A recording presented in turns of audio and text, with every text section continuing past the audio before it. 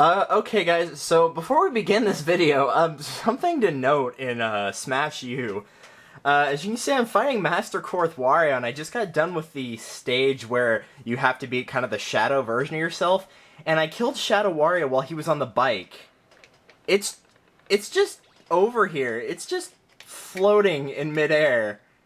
So, yeah, I don't know why I did that, but, just thought you guys should know. So anyway, on to our scheduled program. Hey guys, what's up? Hitmarthrow here, and welcome back to Let's Play The Legend of Zelda Ocarina of Time. As you can see, since I had obviously turned off the game last time and turned it back on, but we are still back in Kakariko, but if you're seeing kind of the yellowish color around the area, that's because it almost hit nightfall whenever I got here. Not quite, but pretty close. But in this episode, after going through some side questing and having to go back for Saria Song and doing stuff in Kokiri Forest and Lon Lon Ranch, we are going to do all of the side questing stuff that's available in Kakariko, and hopefully get to also the second dungeon of the game. So, first and foremost, what we're going to do is go ahead and get the first bottle of the game. So, we're just going around Kakariko and picking up the cuckoos that are in the area. These cuckoos are always in the exact same spot, so while they will move around slightly, they're going to be roughly in the same spot. That one will always be in a box. You'll have one near the front area, and some of these you are actually going to have to use to reach other ones that would otherwise be inaccessible. I'm not sure about the one back here, but I know for a fact one of them is inaccessible without using a cuckoo, because whenever you jump while using them, you can float a little bit, so you have to jump here and let go of it and hold on to the fence. Pick up this one if you can, and then throw it back. And then you can jump down here and pick up this one. Make sure you avoid falling into that hole right there, because if you do, the cuckoos are going to reset. They reset every time you leave the area in any way, shape, or form. So falling into a hole, or exiting the area to go to the graveyard, or back into Hyrule Field, anything like that is going to result in them resetting, so make sure you don't do that until you've completed this side quest. It's not really much of a side quest, but the objective, I suppose. This isn't particularly hard. It takes a little bit of time, but the bottle is well worth it. For those of you that played Zelda, you know your bottles are very, very important to have. And you can get, of the 4 that are in this game, you can get the first 3 very, very quickly. Like, the 3rd bottle you get before Dungeon 3. Actually, no, this is technically the 2nd bottle. We picked up the first one, right? Yeah, from Talon. That's right. Okay, is there another one back here? Did I get them both in there? I just wasn't paying attention. Okay, I picked them both up, which is fine, because I know for a fact there's at least one more. Oh no, he's right here. Come here, you. So, we're gonna pick this guy up. This is the one that you actually do need to use a cuckoo to reach, because otherwise you won't be able to make this jump. And you can't jump up from the side, so use one to get the other. And if you do talk to the person that's by the pen, her name is Anju, she will let you know how many cuckoos that are left that you need to bring back to the pen, so if you don't have them all, then just talk to her and it'll say, like, please bring the last 2 back to the pen, or there's still 4 more left that are running around, something like that, so you'll know how many are left. And I believe this one that we're going to pick up now is actually the last one. Anything else worth mentioning in Kakariko? You'll have these carpenters running around. They all kind of look like this guy right here. They're basically known for, at least in the village, for being lazy and not doing any work. Their leader, who actually is very angry at them for not doing any work, is standing by that front tree right there. I talked to him in the last episode, so that's who that is. They'll come into play much later in the game, and I do mean much later, so not really incredibly important right now. And that should be all of them. Yes, it is. So whenever you hear that little tune, you'll know you have them all. Thank you for finding my cuckoos. I have allergies, so I get goosebumps when I touch them, but why are you breeding them? For helping me, I will give this to you. It's fine glass and should be useful. Please take good care of it. And you get the second empty bottle, and just like the first one, it's used for storing different things. This one's obviously empty, it doesn't have the milk in it, but that does not mean that it's not useful. It is quite useful, so definitely going to be taking advantage of that. For daytime, that's about all I want to do here right now. So, we are going to head into the graveyard, which is located back here. Impa did mention that you can talk to the villagers and they would provide some useful information. Really, the villagers don't provide anything useful. That bottle you'd want, I guess technically you're talking to Angie for. But what you really actually want to pick up is in the graveyard back here. And there's a couple things you want to get. It is daytime, so I'm going to have to go get the song first. Because if you try to pull back these gravestones, that kid right there is going to say that he'll tell on you to Dampe, who's the gravekeeper around here. So you can only pull back the graves at night. However, this one you can still mess with. Just walk up to the Triforce symbol, and whenever you pull out your Ocarina, musical scale will appear. And whenever it does, you'll play Zelda's Lullaby. If you examine the grave on either side of this big one right here, it will let you know that the two people that are buried here are Sharp and Flat, which were composers of the royal family. And since they're part of the royal family, you're proving your connection to the royal family by playing the lullaby. So that's why this magical lightning bolt will appear and make the grave explode.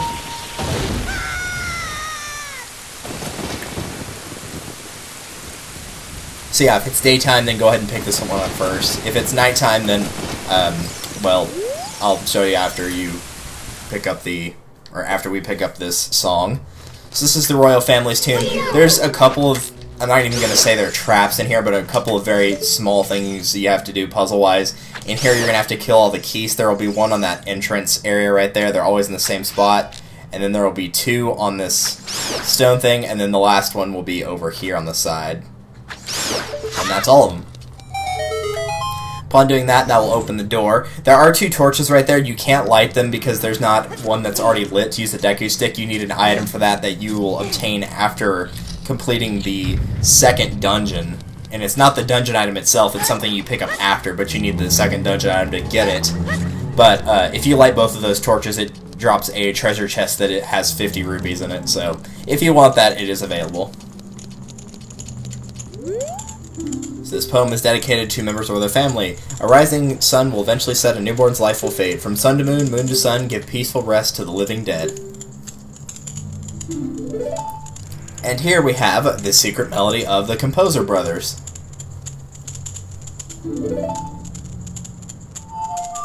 This, as far as I'm aware, at least off the top of my head, is the only song, with maybe the exception of Epona's song. I don't remember if Epona is required or not. But this song is not required to beat the game. However, it is very useful in many situations, so I would recommend you pick it up. It is known as the Sun Song, and what the Sun Song does is it changes it from day to night or night to day. So whichever cycle you're in, it will change it to the opposite. So if there's some things you can only get during the night, then you can switch it, or if there's some things you can only get during the day, you can switch it. So very useful to pick up. Restless souls wander where they don't belong. Bring them the calm with the Sun Song. Or bring them calm with the Sun Song. So yes, in addition to this, in this room that I was previously in, there's a lot of enemies called Redeads. These are supposed to be kind of the scary enemies of the game, but you can actually go up here and then play the Sun Song while they're around. And it should stun them if I'm actually in the room. Yeah, see how they're frozen now? Now, the reason that I ran through this kind of acid stuff is so I didn't have to deal with them, because whenever you get too close to them, they're basically going to cause Link to be stunned, or he'll freeze, and then they're going to come up to him and basically latch onto him and try to suck the life out of him. And, you know, with only 5 hearts, that's actually kind of dangerous right now, so you want to try to avoid that as best you can. There is something else we're going to pick up in the graveyard, though, and since we played the Sun Song, it actually is nighttime around here. You can see Dampe hanging back there in the background. He actually doesn't mind if you pull the gravestones back, which is kind of funny, but either way. There is a Redead in here, and jeez, I really screwed that up. There we go. There is a Redead in here. You can also bring him the calm with the Sun Song. What we're actually going to do is kill him! Pretty much if you keep slashing this guy and don't let up, you'll be fine. But you have to commit to it, so if you stun him, then you can, you know, prepare a jump attack and then just go all out on him. You have to commit to the attack, though, because if you don't, then he's going to get you. And then play the Sun Song again after he's been defeated, just kind of around where he is, and it will cause his treasure chest to appear. And this will contain a piece of heart. Very nice. Gladly take that. Now, there is technically another piece of heart that we can pick up in the graveyard, but well, 30... No, I really don't want to tempt fate right now, because it's essentially kind of a luck-based minigame, so I'm not going to deal with it yet. I'm probably going to... I'll get it before Temple 4, but yeah, right now, no. But you can also pull back this gravestone here, and go in here for a Hylian or Hylian Shield. So this is a shield that will not burn if it gets set on fire. Instead of holding it like this, though, where you can maneuver around with it, though, it is kind of awkward. Because it appears on Link's back, and so whenever you crouch, you can't move while defending. So it is a rather strange shield to use, but you're going to see very shortly that the guard that is protecting the second area that you show Zelda's letter to actually recommends that you pick the shield up, and this is how you tell which gravestone to pull back. By the way, it's got these little flower things in front of it. And then the other one from the front is this one. But he will recommend that you buy a shield at Hyrule Castle Market, which is kind of somewhat of a trip back for this point in the game. And normally the shield's 80 rupees. If you talk to him and then go back there, they'll sell it to you for 60. But you can just go to the graveyard and pick one up for free. And since there's no reason not to do that, that's what we're going to do. So right now we're going to try to make sure we can pick up 10 Skulltula Tokens. We've got a pretty decent amount right now. We have 6. Yeah, that should be more than enough. Because there are a lot of Skulltulas hanging around Kakariko at night. One of which is right here. So we'll grab that one. Well, I didn't want to do that. Jump down here. Another one is on the side of this building right here, just hanging out. Alright, so that's number 8. Number 9 I tried to check for last episode, but it has to be night. And that's by rolling into this tree.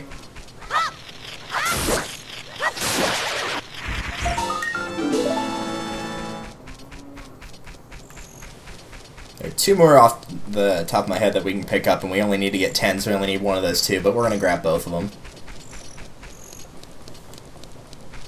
There's one on the side of this house. These are only found at night, by the way. All of these are at night. Got that one. And the last one I want to pick up is on this little tower right here. We gotta climb up the ladder to get it, but that's okay because I actually wanted to go up here anyway. Because I'm actually going to use a little bit of a trick. This isn't really a glitch, it's just kind of an unintentional ability that they put in, because you can get this without glitching or anything like that, but it was very clearly not intended. If you stand on this house, you guys already know you can do a little side hop by moving left and right and then pressing the jump button to one side. If you stand on the left-hand side and then hold left and do a jump, you'll actually land on this fence right here. Can't see which side I'm on. You'll land on this fence right here, and you can climb up here and talk to this guy, and you're not supposed to be able to talk to him until post-Water Temple, I think. And he'll be saying, hey, good to see you again. I'll give you this as a memento. And he just flat out gives you a piece of heart. So this is one you can pick up very early without glitching. It's obviously not intended for that to happen, but it's actually not a glitch. It's just a really cool tip that you can get that piece of heart very, very early compared to what they expected you to be able to get it at.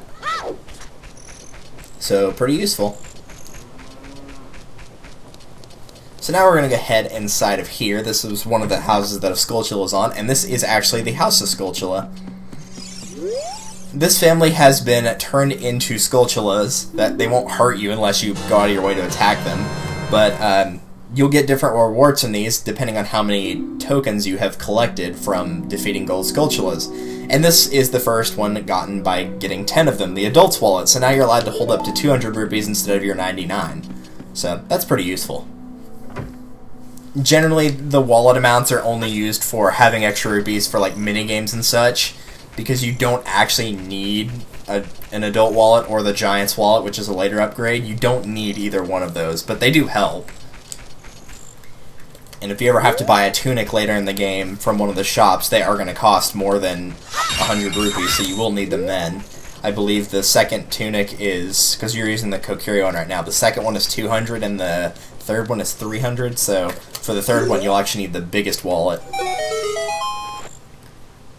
Oh, this is surely Princess Zelda's handwriting. Well, let's see. Okay. This is Delta. He is under my orders to save Hyrule.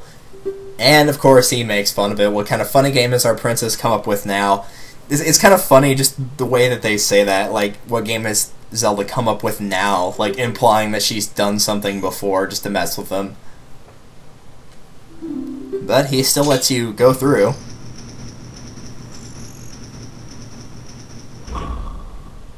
And this is the point where he also mentions that if you're going to climb Death Mountain, which is this next area, that you should equip a proper shield. Ironically enough, I do have it equipped right now, and he'll still say this to you.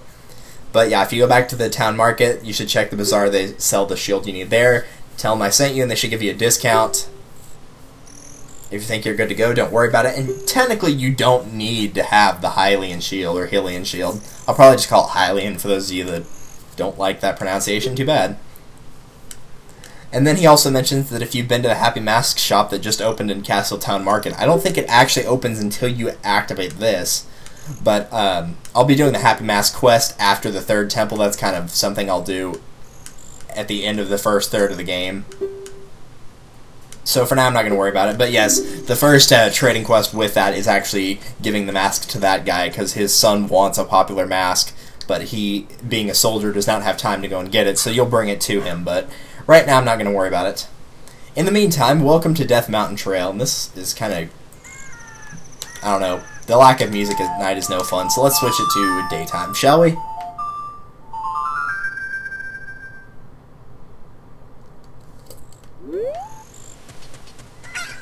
There we go. So there are some Tektites hanging around here. Pretty much just ignore them. If you want to fight them, you can, but there's no reason to. They don't drop anything that great. Usually it's just rupees or hearts if you're not full on hearts. So, not really worth it.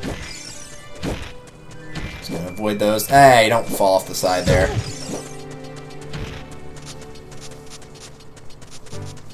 And that essentially is their attack, rather. They just basically jump at you. So contact is their attack. Quote-unquote contact. Nothing incredibly serious. So let's head up to Goron Village in order to find that second sacred treasure, which is the Goron Ruby.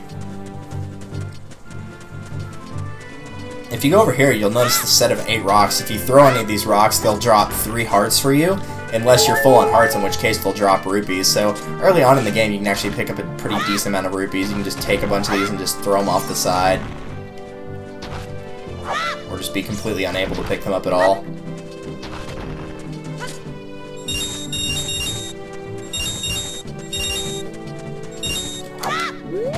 It's not the best way to grind for money, but you can do that, so just a little tip, I suppose. So welcome to Goron City. There's really not much in here we can do right now except for progress the plot, so that's what I'm going to do. If you actually manage to make it across this rope right here, this is where the Goron Ruby was, and you can talk to this guy. And he'll say, "Hey, it's dangerous for a little kid like you to come out here. You might fall down. If I'm not mistaken, you came out here to eat the red stone. Well, too bad, it's not here." "What? That's not why you're here. You're looking for a spiritual stone? You must mean that delicious-looking red stone that was once displayed here. I was so hungry that I thought it would be okay to just give it one tiny little lick, so I snuck out here, but it was already gone." So, yeah. He also mentions that he thinks Big Brother took it away and that everyone is after the red stone. So he has shut himself up in his room saying, "I'll wait in here for the royal family's messenger." So that pretty much tells you outright what you need to do. His room is down here, and since he is waiting for the royal messenger, once again proving your connection to the royal family, you will play Zelda's Lullaby. And to do that, that will cause the door to open.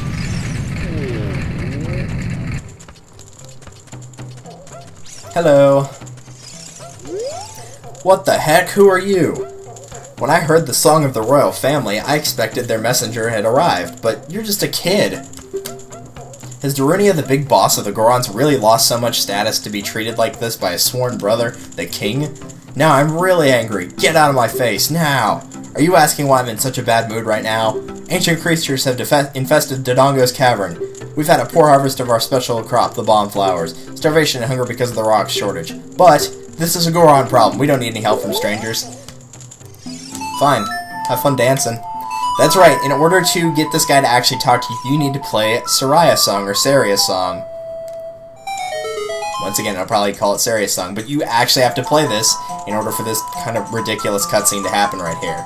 Because since he's angry, Saria's song is designed to cheer him up by causing him to dance like mad. Oh! Oh, oh! Come on! Show me your moves! He is showing his moves right now. I do like how in that previous one, though, Link is, like, slowly backing away. I also like whenever he says, what a hot beat, that the camera's going through the torch, so it actually, you know, shows kind of a fiery thing. Pretty cool work with the camera right there. Just like that, my depression is all gone. Something came over me. I suddenly wanted to dance like crazy. I am Darunia. I'm the big boss of the Gorons. Was there something you wanted to ask me about? What? You want the Spiritual Stone of Fire, too? The Spiritual Stone of Fire, also known as the Goron's Ruby, is our race's hidden treasure. But hold on, I'm not going to just give it to you that easy. If you want it so badly, why don't you go destroy the monsters inside of the Dodongo's Cavern and prove your romance? So yep, there's your second dungeon right there. So if you do it, he'll give you anything you want, including the Spiritual Stone. And he also gives you an object. He says he's not really giving you this in return for anything, but take it anyway. Basically, the reason he's giving you this is because you would not be able to access the dungeon without this item. Or glitching, either one. You got the Goron's bracelet, now you can pull up bomb flowers. Stand next to one and press A to pull it up. So, if you've been looking around the area, you've probably seen a couple bomb flowers already, but there's not really much you can do with them, so... Aw, just Deku Sticks. That's disappointing. Which I'm pretty sure I'm full on. Yep. I'm not gonna do that right now, I'll do it whenever I come back. Because you can use the Deku Stick actually to use one of those torches right here and light up all these, but you actually need the dungeon item to really have a good chance at getting what you want from the mini side quest of sorts. Basically, you need the dungeon item to do quite a bit for the next part of the game.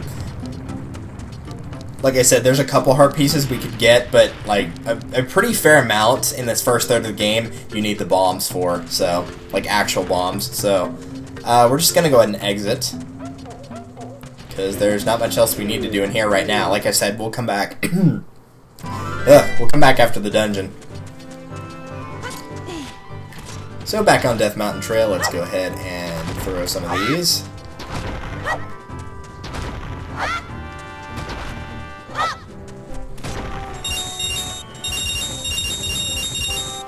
Like I said, it's not a big deal that you grind for money, but after seeing that mini-game that was in the graveyard, I should probably go ahead and start now. So pick up a bomb flower, throw it down.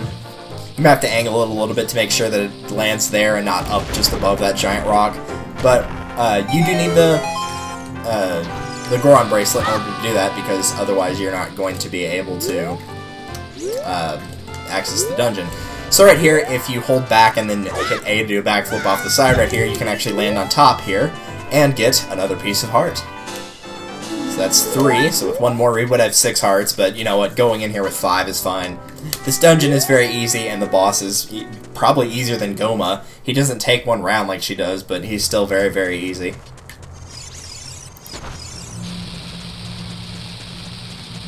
So let's go ahead and drop this here.